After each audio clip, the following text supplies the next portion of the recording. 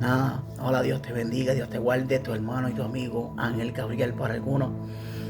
Sin voz algo y que trilla, he estado saliendo muy agotado, muy cansado en el trabajo y por lo cual eh, no he tenido tiempo para grabar, pero nada, esto, Dios sigue siendo bueno. Que no te pase la menor duda por tu cabeza de que Dios ha cambiado, porque Dios no tiene sombra de variación. Dios sigue siendo el mismo Dios de ayer, de hoy, por los siglos de los siglos.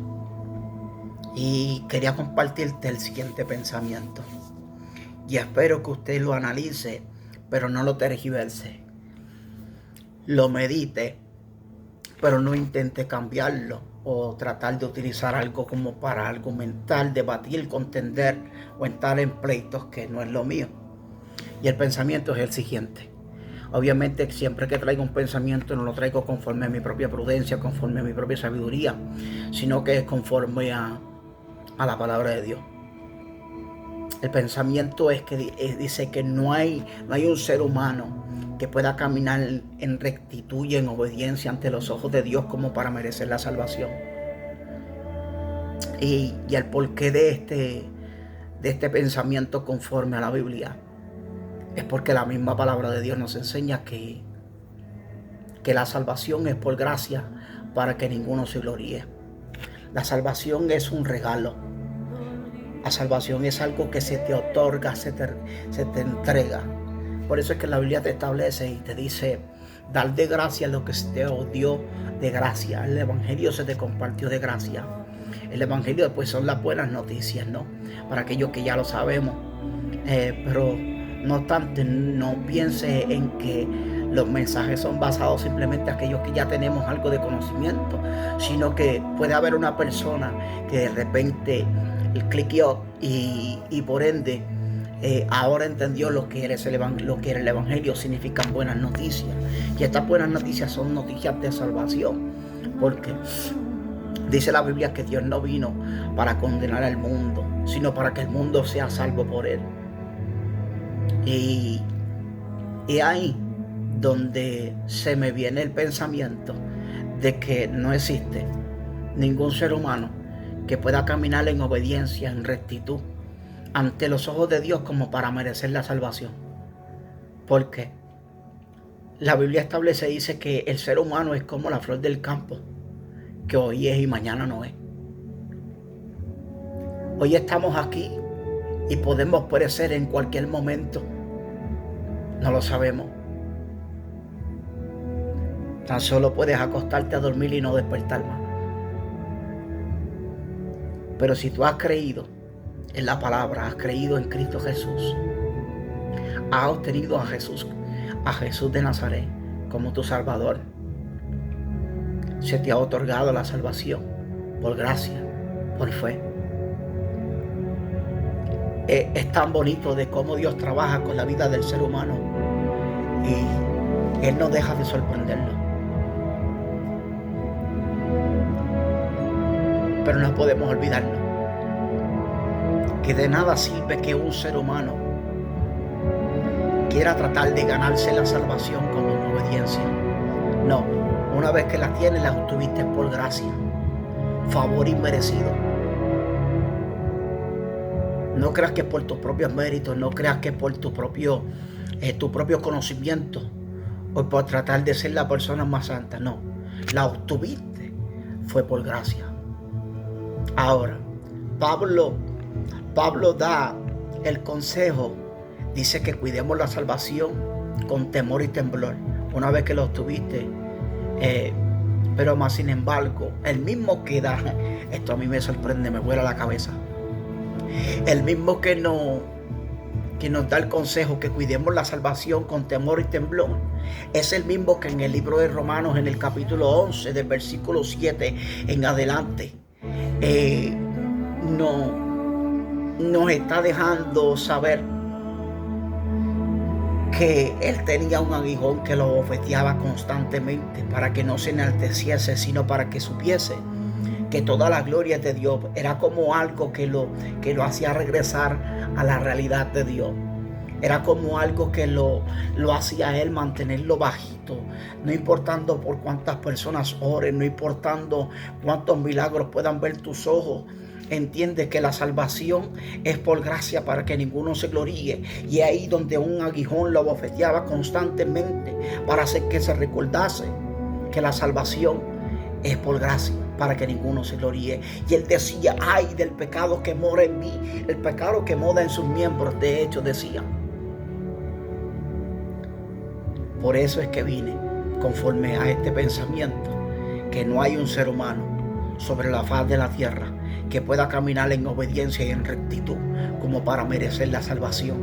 ¿Sabes qué, querido amigo, querido hermano en Cristo Jesús? Tú no merecías la salvación. Yo no merecía la salvación. Esto fue un regalo otorgado de parte del cielo. Aprécialo y valóralo. Y no andes menospreciando a tu hermano y a tu hermana en Cristo Jesús, ni inclusive a aquellos que no tienen a Cristo Jesús en su corazón. Ámales de igual manera, porque para eso fue que vino Cristo a morir en la cruz del Calvario. Él vino a buscar lo que se había perdido.